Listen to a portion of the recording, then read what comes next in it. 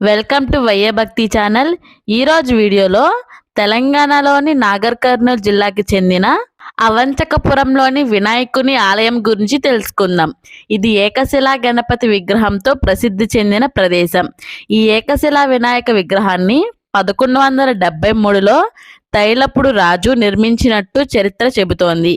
దీని ఎత్తు సుమారు 30 అడుగులు, వెడల్పు 15 అడుగులు కలిగిన భారతదేశంలోని అతిపెద్ద ఏకశిలా విగ్రహంగా పేరు పొందింది. 11వ శతాబ్దానికి చెందిన ఈ విగ్రహానికి ఇంకా పూర్తి ఆలయం నిర్మించలేదు.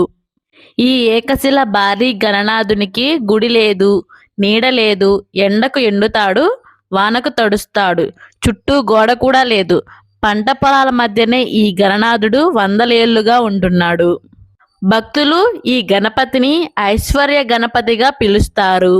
చాణక్య రాజైన తైలంపుడు ఈ విగ్రహాన్ని ఏర్పాటు చేయించాడు. అవంచ గ్రామంలో ఉన్న ఏకశిలను అందమైన వినాయకుడి విగ్రహంగా తీర్చిదిద్దడానికి ప్రత్యేక శిల్పిని నియమించినట్లు చరిత్రలో ఉంది. అయితే తైలంపుడు తల్లి అనారోగ్యం బారిన పడడంతో అప్పటి నుండి ఆలయ నిర్మాణం పనులు ఆగిపోయాయని స్థానికంగా ప్రచారంలో ఉంది. ఈ మహాగణపతి విగ్రహానికి మంచి ఆలయం నిర్మించాలని గ్రామస్తులు భావించారు. 5 ఏళ్ల క్రితం పూణేకి చెందిన ఉత్తరదేవి చారిటబుల్ ట్రస్ట్ ఆలయ నిర్మాణ బాధ్యతలు భుజాన వేసుకుంది. ఇందుకోసం విగ్రహం చుట్టూ సుమారు 6.5 ఎకరాల భూమిని సైతం కొనుగోలు చేశారు. కానీ ఏళ్లు గడుస్తున్న ఆలయ నిర్మాణానికి ఒక్క అడుగు కూడా ముందుకు పడలేదు. అయితే కొన్నేళ్ల క్రితం మైసూర్కి చెందిన వేద పండితులు ప్రత్యేకమైన పూజలు చేసి ఈ భారీ గణనాథుడికి ఐశ్వర్య గణపతిగా నామకరణం చేసి వెళ్లారు. కేవలం వినాయక చవితి, నవరాత్రులు మాత్రమే అవంచ గణపతికి నైవేద్యాలు అందుతున్నాయి. అరుదైన ఏకశిలా గణపతిని చూడడానికి అనేక ప్రాంతాల నుండి భక్తులు తరలి వస్తున్నారు.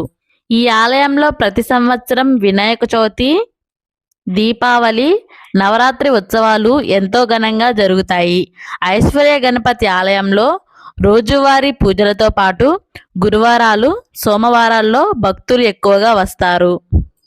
ఈ గ్రామంలో ఎలాంటి శుభకార్యాలు జరిగినా ముందుగా ఈ గణపతి వద్దకు వచ్చి పూజలు చేసుకోవడం ఇక్కడి ఆచారం. మీరు కూడా ఒకసారి ఈ ఆలయానికి వెళ్ళి దర్శించుకోండి. నాగర్ కర్నూల్ నుండి 20 కిలోమీటర్ల దూరంలో ఉంది. హైదరాబాద్ నుండి అవంచకపురానికి 120 కిలోమీటర్ల దూరంలో ఉంటుంది. 2 గంటల నుంచి 3 గంటల సమయం పడుతుంది.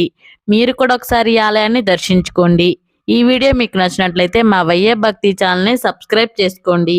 ఈ వీడియో చివరి వరకు చూసినందుకు హృదయపూర్వక ధన్యవాదాలు.